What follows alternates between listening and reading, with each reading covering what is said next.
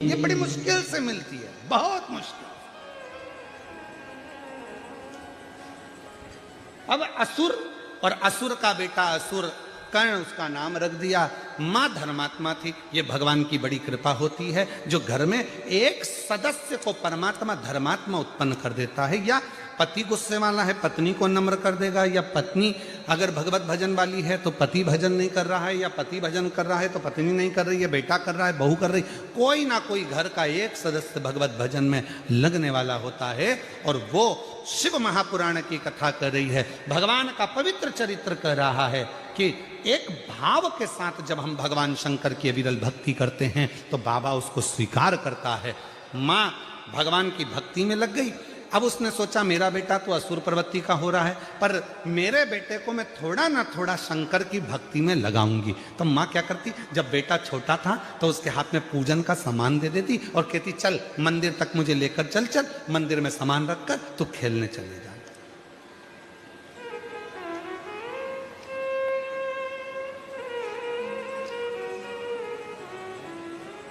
तुम खेलने चले जाना।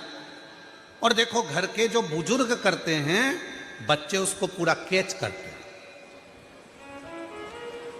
प्रत्येक घर में अगर कैमरे नहीं भी लगे हैं तो घर में एक कैमरा जरूर है, वो तुम्हारे घर का पोता पोती, तुम्हारे घर के छोटे छोटे बच्चे वो कैमरा हैं जो 24 घंटे कैच करते हैं और रात को मम्मी को जाके पूरा क्लीन करते हैं।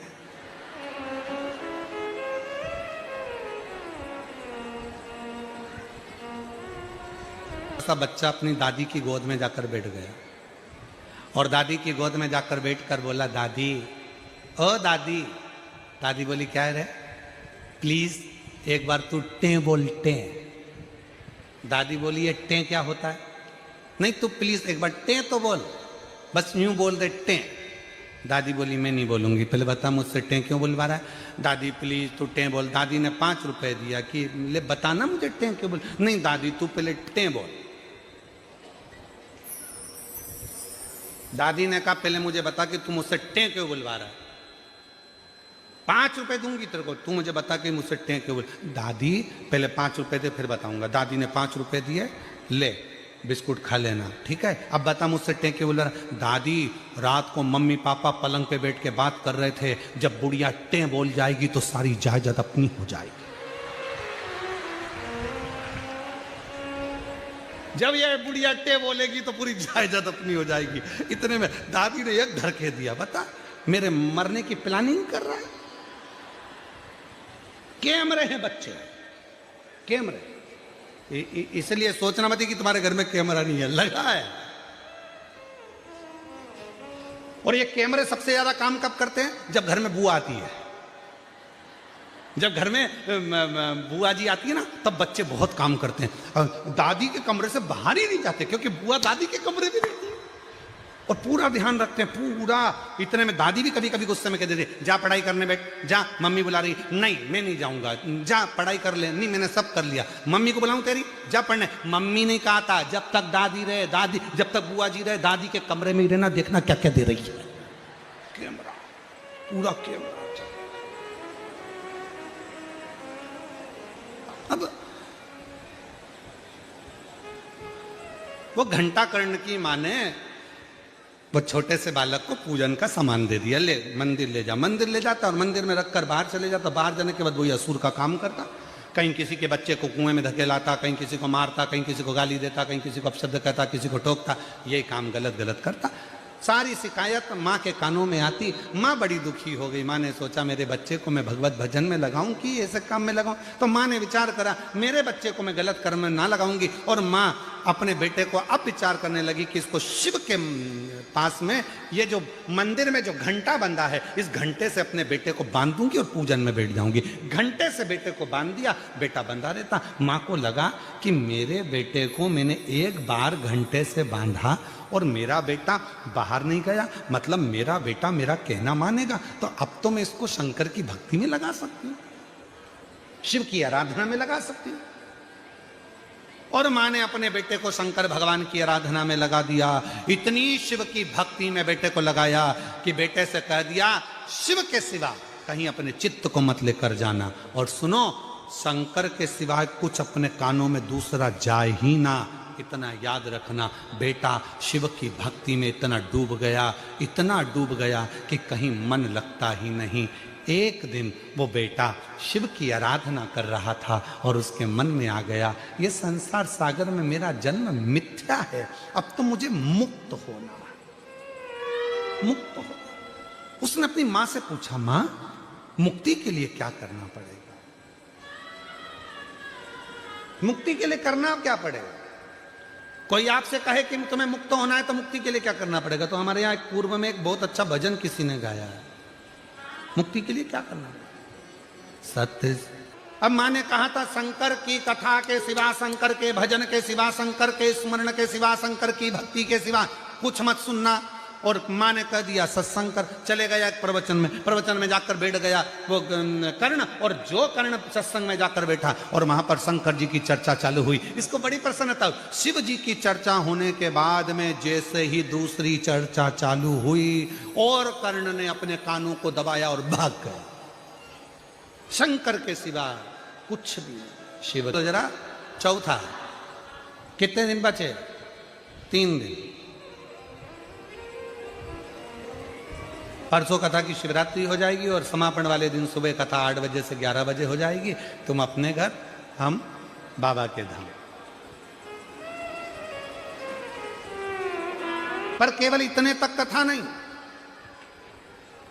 इस कथा के पंडाल में सूरत में बैठकर बाबा से ऐसी प्रार्थना करना, भूमि पर बैठकर बाबा से ऐसा निवेदन करना कि बाबा मेरा मनोरथ जिस कामना के लिए मैं आई हूं वो कामना पूरी करना। तो 16 तारीख से जो बड़ौदा में 22 तारीख तक कथा है उसमें मेरा भी पत्र पहुंच जाए, ऐसी कृपा कर देना। उससे प्रार्थना करो, निवेदन करो, कृपा कर देना। उससे प्रार्थना करो, निवेदन करो।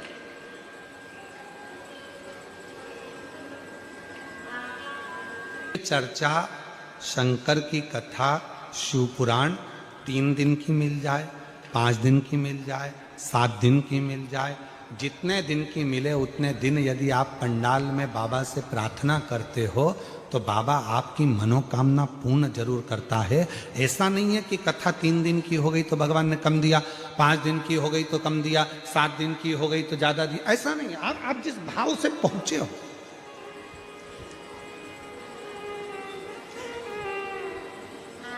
डबरा मध्य प्रदेश में 3 दिन की कथा है, 11, 12 और 13 फरवरी और 14 फरवरी से 20 फरवरी तक रुद्राक्षोत्सव। 3 दिन। तो कई लोगों ने कहा 3 दिन में शिव महापुराण की कथा हो सकती है, क्यों नहीं हो सकता? शिव महापुराण की कथा तो वो कथा है, आप भगवान शंकर को अगर मंदिर में बैठकर मात्र 2 मिनट भी अगर भगवान को याद कर रहे हो तो समझ लेना वो शिव पुराण की कथा ही है। उसको स्मरण किया है हमने, याद किया है हमने।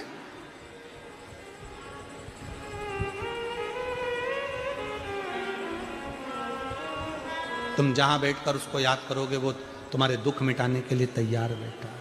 और उसको याद कब किया जाता है? जब तकलीफ में व्यक्ति होता है तभी तो परमात्मा के द्वार जाता है। वो एक फिल्म का एक बहुत अच्छा एक लाइन है, एक अच्छी लाइन है, वो आप लोग वो आती है। जब दुख आता है, जब कष्ट आता है, पहले दुनिया के लोग कहते थे एकदम दर्द आया तो कहते ओ मम्मा, ओ मम्मी, ओ माँ। और आज दुनिया के लोगों को अगर जरा सी भी तकलीफ आती है तो दौड़कर 1 लोटा जल भरकर ओ बाबा, ओ कुबरेश्वर बाबा, ओ भंडारी, ओ शिव, ओ मेरा सोमनाथ, ओ मेरा नागेश्वरनाथ, ओ मेरा भोलानाथ। तब उसको 21,600 श्वास में से हर श्वास में जब तकलीफ आए तब शिव याद आना चाहिए, तब शंकर याद आना। किसी ने कहा पत्र में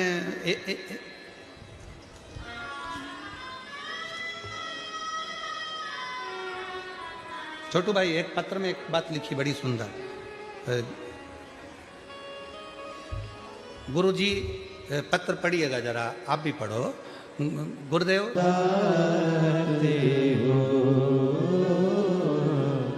मुझे तुम याद शिव के सिवा कुछ ना याद आए, शंकर के सिवा। घंटा कर्ण की कथा कर रही है, असुर की कथा कर रही है, मन नहीं लगा, दौड़ पड़ा। सत्संग में जब तक शंकर की चर्चा चल रही थी तब तक रुका, शंकर की चर्चा बंद तो दौड़ पड़ा, घर पहुंच गया। माँ ने पूछा क्यों, तू तो सत्संग में गया था, कथा सुनने गया था। हाँ माँ, सत्संग में गया था, पर वहां शिव की कथा अर्थात शंकर का गुणगान नहीं मिला, दूसरी बात मिली तो मैं भाग कर आ गया। शिव के सिवा मेरा मन नहीं लगता।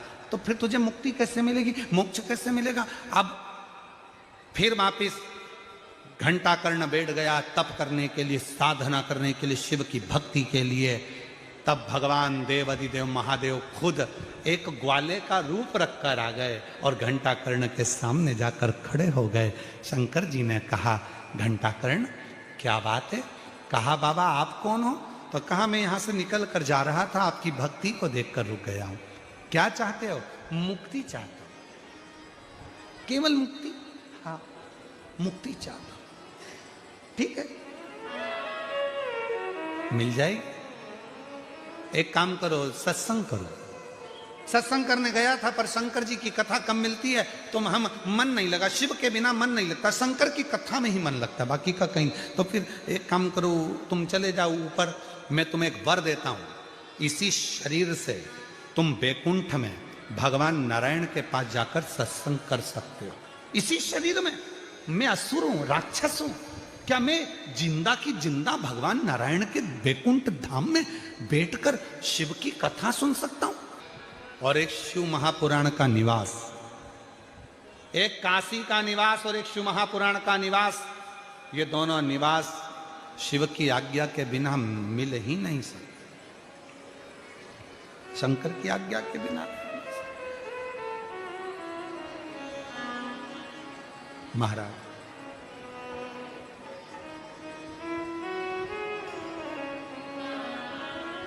शिव के बिना प्राप्त नहीं हो सकता। जाओ, मैं इस शरीर से चला जाऊं? हाँ जाओ।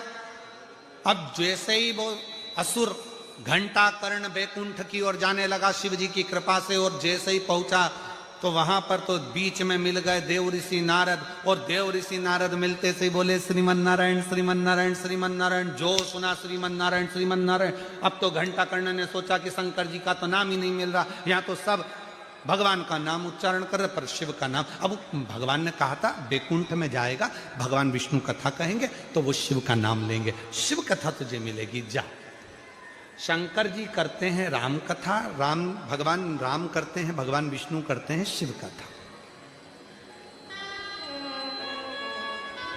जा। और महाराज चले, और जैसे ही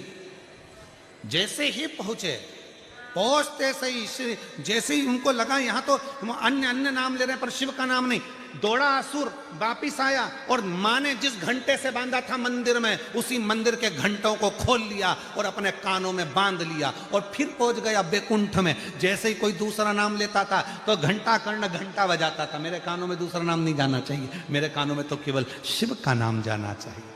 कानों में घंटे बांध लिए थे, इसलिए उस असुर का नाम क्या पड़ गया था? घंटा कर्ण। कानों में घंटे बांध। और महाराज जैसे ही वो कानों में घंटे बजने लगे, फिर कुछ दूसरा सुनाई ना दे, केवल शिव शिव शिव शिव शिव शिव शिव शंकर, कुछ नहीं। और भगवान शंकर जब आनंद के साथ में, जब शिव के नाम का उच्चारण नित्य प्रति, शिव के नाम का उच्चारण नित्य प्रति, तो जीवन का एक आनंद, जीवन का एक सुख अपने आप प्राप्त।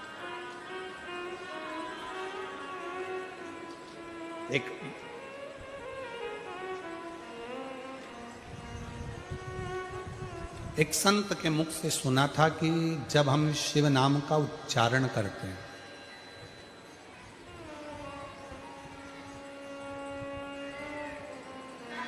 तो हमारा जितना भी जीवन का दोष है, पाप है, जो खाते में लिखा हुआ होता है वो सब कट जाता है। जो खाते में लिखा है वो सब कट जाता है।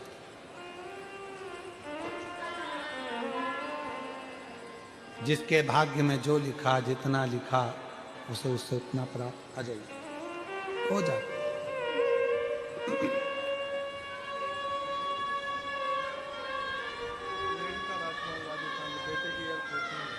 मैं उसके पास सूचना पहुंच चुकी थी कि कोई नगर में एक मदारी आया है जिसके पास में एक बड़ा सुंदर नंदी है।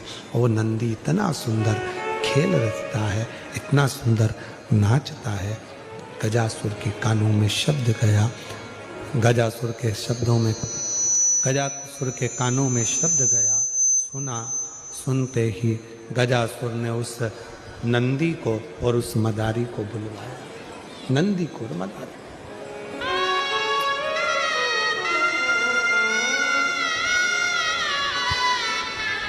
भगवान नारायण ने अपनी बंसी का नाद किया। जैसे ही बंसी बजी, जो शंकर भगवान उदर में बैठे थे पेट के अंदर गजासुर के, शंकर भगवान समझ गए नारायण आए। जो घुंघरू की आवाज सुनाई दी नंदी के पैर की, शिव जी समझ गए कि नंदी भी आया मुझे लेने के। नंदी भी आया। और तभी गजासुर बड़ा प्रसन्न हो गया उस पूरी लीला को देखकर, बहुत प्रसन्न, खूब प्रसन्न। गजासुर ने कहा कि मेरी नगरी में आपने जो बंसी का नाद किया और ये जो नृत्य आप लोगों ने दिखाया, इतना सुंदर नृत्य जो देखा गया है, इतना सुंदर नृत्य जो देखा है और इतना सुंदर बंसी का जो नाद करा है, मैं सुध भूल गया था, इतनी साधना में पहुंच गया था। आज मेरा मन करता है कि दुनिया का सारा राज आपको दे दूं, मांगो तुम्हें क्या चाहिए। आज मैं बड़ा प्रसन्न हूं, गजासुर बोला, मैं बड़ा प्रसन्न हूं, तुमको क्या चाहिए वो बोलो। तब भगवान विष्णु ने तुरंत बात को पलटा और भगवान विष्णु बोले, प्रभु आपसे क्या मांगना, आपसे कुछ नहीं चाहिए हमको, हम तो बस नृत्य दिखाने आए बस, और कुछ नहीं। नहीं, तुम गजासुर के सामने बैठे हो, गजासुर के सामने नृत्य दिखा रहे हो, वो गजासुर जिसने सारे लोकों में अपना राज्य स्थापित कर रखा। मांगो तुमको क्या चाहिए, क्या चाहिए तुमको मांगो। नहीं, हमको कुछ नहीं चाहिए, कुछ नहीं, कुछ तो मांग लो, तुमको जो चाहिएगा वो मैं दे दूंगा। तुम जो मांगोगे वो मैं तुम्हें दे दूंगा। भगवान विष्णु को लगा ये असुर प्रवृत्ति का है, और असुर प्रवृत्ति का जो व्यक्ति होता है वो पलटने में नंबर 1 होता है।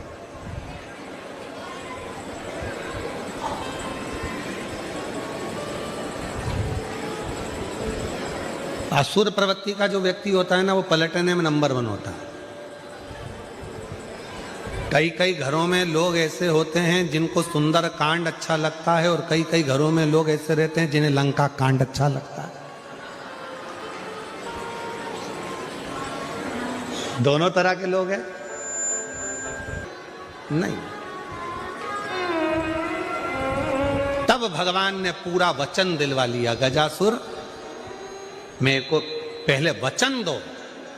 मैंने सुना है कि आप शंकर भगवान के भक्त हो, और शिव का भक्त वचन देने के बाद नकरता नहीं है, इसलिए मुझे वचन दे दो। जो शंकर का सही भक्त होता है वचन देने के बाद मुकरता नहीं है। क्यों?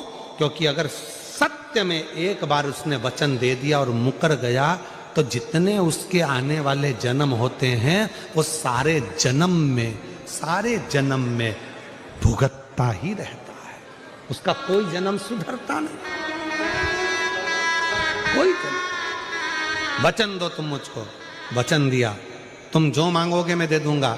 इतने में भगवान नारायण ने तुरंत बंसी की ध्वनि करते हुए कहा, गजासुर हमें आपसे ना धन चाहिए, ना वैभव चाहिए, ना संपदा चाहिए, ना सत्ता चाहिए, हमें तो केवल इतना चाहिए कि तुम्हारे उदर में जो शंकर भगवान बैठे हैं उनको हमें दे दीजिए, और हमें आपसे कुछ भी नहीं चाहिए, केवल शिव दे, केवल शिव के सिवा कुछ नहीं। आप में से कई माताएं ऐसी भी आती हैं, कई भाई लोग ऐसे आते हैं जिनको शंकर की कथा सुनना है, शिव पुराण सुनना है, शंकर की कथा में रसतत्व लेना है, शिव का भजन करना है। और कई कई माताएं पत्र लिख कर भी भेजे, हो महाराज जी आप कथा सुनाओ, किसी को माइक मत दिया करो। कई कई ऐसे भी आते, मन ही नहीं लगता शिव के बिना, शंकर की भक्ति के बिना, अविरल भक्ति के बिना, शुद्ध नहीं पड़ता। और तुम्हारा हाथी का मस्तक काटकर मेरे बेटे के शरीर पर लगा देंगे, तुम मेरे साथ में जीवन पर्यंत रहो। जीवन आप लोग गणेश जी बिठाते हो? अरे बोलो तो जम के। कोई आपसे पूछे कि ये गणेश जी के मस्तक पर जो हाथी का मुख लगा है किसका है, तो आपको बताना चाहिए कि ये गजासुर का है। एक असुर ऐसा था जिसने भगवान शंकर से वर मांगा था कि मेरा साथ आपके साथ में रहना है, मुझे आपके साथ में रहना है, मैं आपको छोड़ नहीं सकता। जिद पर अड़ गया, तब भगवान शंकर ने वचन दे दिया था कि तेरा शीश, हाथी का मुख मेरे बेटे के धड़ पर लगेगा। कहा प्रभु कोई ऐसा होता है जिसको अपने बेटे का मुख हटाकर मेरा हाथी का मुख कौन लगाएगा? शंकर भगवान कहते हैं मैं अपने बेटे का अच्छा मुख हटाकर हाथी का मुख लगा दूंगा, पर तुझे मैं अपने साथ में जीवन पर्यंत रखूंगा, अपने साथ रखूंगा।